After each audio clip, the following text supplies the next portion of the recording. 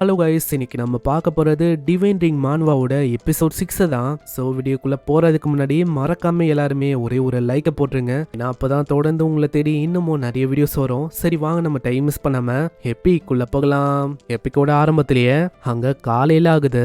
நம்ம ஹீரோ பிரேசஸை புதுசா வாங்கி தந்திருக்கான். அது மூலமா கரீனாவால இப்போ நடக்க முடியுது. ஆமா, எப்படி இருக்கு பிரேசஸ்? என்னால நடக்க முடியுது, ஆனா அந்த அளவுக்கு வேகமா நடக்க முடியல. அட அவசரப்பட வேணாம், நீ பொறுமையாவே வரலாம். நான் அப்பயே யோசிச்சேன், கண்டிப்பா வீல் சேர் அது அந்த அளவுக்கு கம்ஃபர்டபுளா இருக்காது. அதனால்தான் அந்த 3 ஆளுங்க கிட்ட என்னென்ன இருந்துச்சோ எல்லாத்தையுமே வித்து இந்த பிரேசஸை நான் வாங்கினேன். அவளோட முகத்துல சந்தோஷத்தை பார்க்கும் போது எனக்கும் ரொம்ப சந்தோஷமா இருக்கு. அங்க சைட்லயே ஒரு பொண்ணும் கேக்குறா, ஆமா அது யாரு? அந்த பொண்ணை பத்தி நீ கேக்குறியா? அந்த பொண்ணு தான் கரீனா. அந்த பொண்ணு டார்க்னஸால அட்டாக் செய்யப்பட்டா. ஈவன் அவளோட ஃபேமிலி இழந்தா. அவளோட காலம் பயங்கரமா இன்ஜூர் ஆச்சு. என்னது அப்படியா? இந்த மாதிரி பொண்ணெல்லாம் எதுக்கு தான் உயிரோட இருக்கணும்? இதெல்லாம் உயிரோட இருக்கிறதுக்கு செத்து போயிடலாம். ஆனா இப்படி சொல்லாதப்பா மீனா, நீ அந்த பொண்ணை புலி பண்ண போறேன்னு. ஆமா அதேதான். இந்த மாதிரி ஒரு இன்ட்ரெஸ்டிங்கான டாய் இருக்கும் போது நான் எதுக்கு கவலை பண்ணோம்? நான் அந்த பொண்ணை புலி பண்ணதான் போறேன். அவளை புலி பண்ணும் போது மற்றவங்க இதை தடுக்கலாம் வாய்ப்பே இல்லை. சரி வா என் கூட, என்னோட பாய் ஃப்ரெண்டை வேற நான் மீட் பண்ணோம் இப்படின்னு அவங்க 2 பேருமே அங்கே போறாங்க.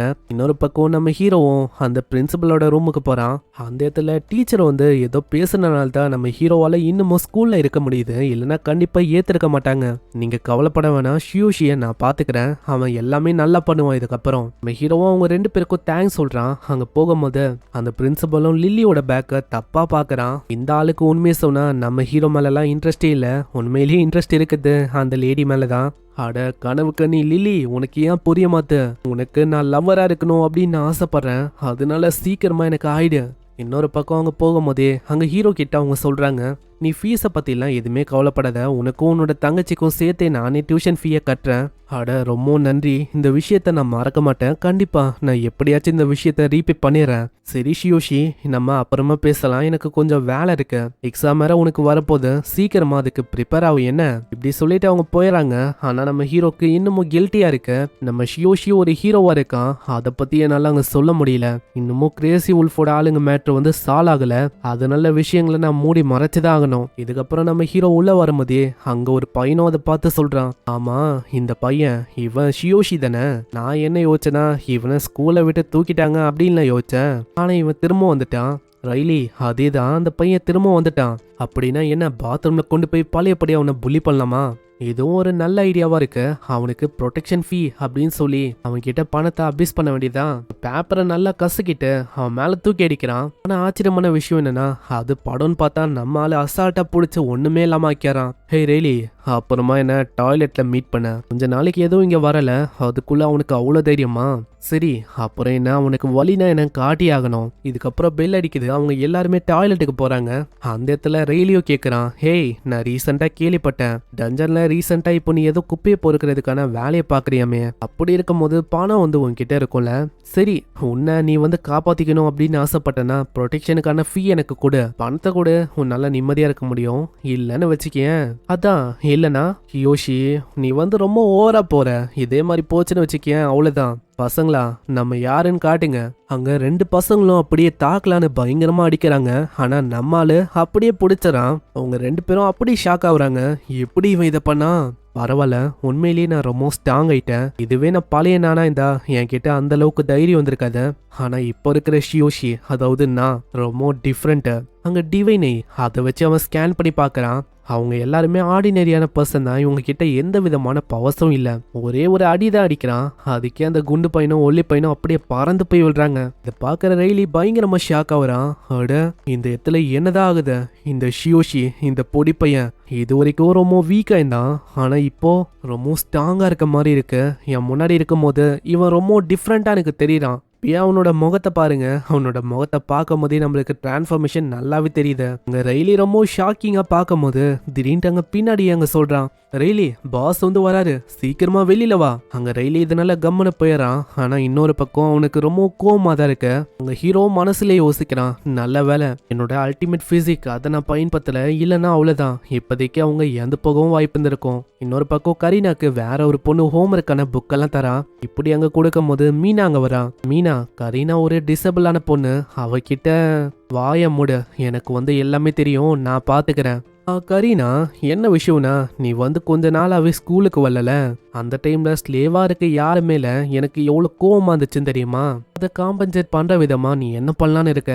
ஆனா நீங்க நினைக்கிற மாதிரி என்கிட்ட பணம்லாம் ஒன்றும் இல்லையே. பணம் உன்கிட்ட இல்லையா? ஆனா உன் காலில் ஏதோ ஒரு வித்தியாசமான விஷயம் அட்டாச் ஆயிருக்கே. அதை வித்தா நிறைய பணம் கிடைக்கும்னு நினைக்கிறேன். என்னது, பிரேசஸா? இல்ல, வேணாம். ஏன்னா என்னோட பிரதர் வந்து எனக்காக ரொம்ப கஷ்டப்பட்டு அந்த பிரேசஸை வாங்கினா, அதனால அது எனக்கு ரொம்ப இம்பார்ட்டன்டான விஷயம். தயவு செஞ்சு அது எதுவுமே பண்ணாதீங்க. அப்படியா? அது ரொம்ப இம்பார்ட்டன்ட் போலியே. அது இல்லைன்னா உன்னால நடக்க முடியாதோ? அது இம்பார்ட்டன்னா எனக்கு என்ன இப்படின்னு ஒரு பயங்கரமான அறையிறா. அதுக்குள்ள டீச்சரும் வர. அங்க டீச்சர் வந்தனால மீனாவால அவளுக்கு எதுவுமே பண்ண முடியல. அந்த இடத்துல அவ போகும்போதே சொல்றா, கரீனா, உனக்காக நான் வெயிட் பண்ணுவேன். பீரியட் முடிஞ்சோடனே மரியாதையா அதை கொடு. அப்படி நீ ஓடி போக பார்த்தேன்னு வச்சுக்கேன், என்ன ஆகும்னு உனக்கே தெரியும். அங்க டீச்சரு கிளாஸ் எடுக்கிறாங்க. ஆனா கரீனா பாவம் அந்த விஷயத்த பத்தி தான் யோசிக்கிறான். கிளாஸ் முடிஞ்ச உடனே நான் சீக்கிரமா வெளியில போகணும். வெளியில எங்க அண்ணனுக்காக என்னால வெயிட் பண்ண முடியாது. அப்படி நான் வெயிட் பண்ணா இவங்க வந்து வர்றதுக்கு சான்ஸ் இருக்கு. இவங்க 2 பேரும் எங்க அண்ணனை மீட் பண்ணா இன்னமும் பிரச்சனை ஆயிடும். அதனால ஸ்கூலுக்கு பின்னாடி இருக்க அந்த பேக் கேட்டு அது மூலமா நான் சீக்கிரமா தப்பிக்கணும்னு நினைக்கிறேன். இதுக்கப்புறம் கிளாஸ் முடியுது. அங்க ஷியோஷியோட டீச்சரு அவங்களும் கேக்குறாங்க, ஹேய் ஷியோஷி, உனக்கு ஏதாச்சும் பிரச்சனை இருந்தா தாராளமா என்கிட்ட சொல்லு, நான் இருக்கேன். அப்படி யாராச்சும் பிரச்சனை கொடுக்குறாங்க இல்லை உன்னை புலி பண்ணுறாங்க அப்படின்லாம் சொன்னா என்கிட்ட தாராளமாக சொல்லு, நான் இருக்கேன். நான் அந்த பிரச்சனையை உனக்கு சால்வ் பண்ணுறேன். பிரச்சனைலாம் ஒன்றும் இல்லை, சொன்னதுக்கு ரொம்ப நன்றி. அங்கே டீச்சர் இப்படி போனோன்னே அந்த இடத்துக்கு அதே புலி பண்ண ஆள் வரான். ஹேய் ஷியோஷி, இதுக்கு முன்னாடி நாங்கள் அப்படி பண்ணதுக்கு மன்னிச்சுக்கோ. பாஸும் உன்னை மீட் பண்ணுமா, அவர் உன்கிட்ட பர்சனலாக மன்னிப்பு கேட்கணும் அப்படின்னு சொன்னாரு. ஆனால் அவன் முழிக்கிறதுலேயே தெரியுது ஏதோ ஒரு விஷயம் அங்கே தப்பா போக போகுதுன்னு. அங்கே போகிற வழியில அங்கே 2-3 பேர் அட் அ டைம்ல நம்ம ஹீரோவை தாக்குறாங்க. அவ்வளவுதான், நம்ம ஹீரோவோட கதை முடிஞ்சிச்சு அப்படின்னு அந்த பையன் யோசிக்கிறான். ஆனா அடிச்ச அடியில கட்டை தான் உடஞ்சு போகுது. ஆல்ரெடி நம்ம ஹீரோ அல்டிமேட் பிசிக் ஆக்டிவேட் பண்ணிட்டான். ஆமா, எப்படி அவன் அதை ஸ்டாப் பண்ணா? நீங்க இப்படி என்ன தனியா கூப்பிடும் போதே எனக்கு தெரியும் கோக்குமாக்கா இந்த மாதிரி ஏதாச்சும் ஒரு விஷயத்த பண்ணுவீங்கன்னு. அதனால தான் அல்டிமேட் பிசிக்கை நான் ஆக்டிவேட் பண்ணிட்டேன். அங்க அடிச்ச ஒரு ஆளையும் பயங்கரமா ஆள அடிக்கிறான். அங்க அவங்களோட நிலைமையும் மோசமாகுது. இப்பயாச்சும் உங்களுக்கு புரிஞ்சிருக்கும்னு நினைக்கிறேன். ஆனா அப்பயும் அந்த ரெயிலி விடாம தாக்க வருவானா? நம்ம ஷியோஷி அங்க சொல்றான், இது ஒண்டி ஸ்கூலா இல்லைன்னு வச்சுக்கேன், இப்போதைக்கு உங்க எல்லாரையுமே மொத்தமா கொன்னு முச்சிருப்பேன். இதை கேட்டவனே அவனோட உடம்பெல்லாம் பயங்கரமா ஷேக் ஆகுது.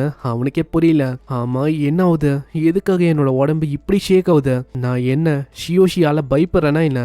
அடே மரியாதையா போயிடு, ஆல்ரெடி எனக்கு லேட் ஆகுது என்னோட சிஸ்டர் பிக் பண்றதுக்கு இப்படின்னு அடிச்சுட்டு அவன் போறான். இன்னொரு பக்கம் பொறுமையா எப்படியாச்சும் பேக் கேட்ட நெருங்கிடலாம் அப்படின்னு அவ போறதுக்கு அங்க ட்ரை பண்றா. ஆனா அங்க ஸ்டெப்ஸ் இருக்குமா, அவ ஆல்ரெடி பிரேசஸ் வர போட்டிருக்கனால ரொம்ப கஷ்டம் இறங்குது. பொறுமையா ட்ரை பண்ணா நம்மளால போக முடியும் அப்படின்னு சொல்லி அவ போறா. ஆனா அதுக்குள்ள யாரோ ஒருத்தங்க தள்ளி விட அவளோட பேக் அவளோட பிரேசஸ் எல்லாமே அப்படியே தனித்தனியா விழுது. பாத்தியா அந்த பொண்ணு எப்படி விழுந்தா? இது ரொம்ப ஃபன்னா இருக்குல்ல? கரீனா, என்ன யோசிச்ச? பேக்கெட் வழியா தப்பிச்சு போயிடலாம் அப்படின்னு யோசிச்சியோ? உன்னால ஓட முடியாது, ஒளியவும் முடியாது. அதனால மரியாதையா உன் காலில் இருக்க விஷயத்த கூட எனக்கு. கரீனாக்கும் பயங்கரமா காயம் ஏற்பட்டிருக்கு. இந்த அளவு கெஞ்சி கேட்கறா, ஏன் இப்படி நீங்க பண்றீங்க? வேணாம், தயவு செஞ்சு என்னோட பிரேசஸை எடுக்காதீங்க. அட முட்டாள், உனக்கு ஏன் இந்த விஷயம் புரிய மாட்ட? நீ ஏன் இந்த விஷயத்த கொடுப்ப அப்படின்னு நாங்க யோசிச்சோம். ஆனா நீ தரமாட்ட அப்படின்னு சொல்லும் போது நாங்களா அதை பறிக்கணும்னு நினைக்கிறேன். இன்னொரு பக்கம் நம்ம ஹீரோ ரொம்ப நேரம் அவங்க வெயிட் பண்ண இருக்கான். ஆனா இன்னுமும் அவளை காணோம். அதனால அவன் பார்த்துன்னு இருக்கான். அந்த டைம்ல ஒரு குரல் கேக்குது, எஸ்கியூஸ் மீ, நீங்க தான் கரீனாவோட அண்ணனா? என்ன விஷயம்னா, நான் கரீனாவை பார்த்தேன். அவ பேக் கேட்ட நோக்கி போன மாதிரி இருந்துச்சு. ஆனா எனக்கு தெரியல அவ எதுக்காக போகணும்னு. எதுக்கும் நீங்க போய் செக் பண்றீங்களா இப்படின்னு சொல்ல இங்கே இந்த எபிசோட முடியுது. இதுக்கப்புறம் தான் உண்மையிலேயே வேற லெவல்ல இருக்கும். ஸோ மிஸ் பண்ணாம பாக்குறதுக்கு சப்ஸ்கிரைப் பண்ணிக்கோங்க. நான் அப்போதான் போட்ட உடனே எல்லா எபிசோடும் உங்களை தேடி வரும். நான் உங்களை அடுத்த எபிசோட்ல சந்திக்கிறேன். தேங்க்யூ ஃபார் வாட்சிங். சைனரா.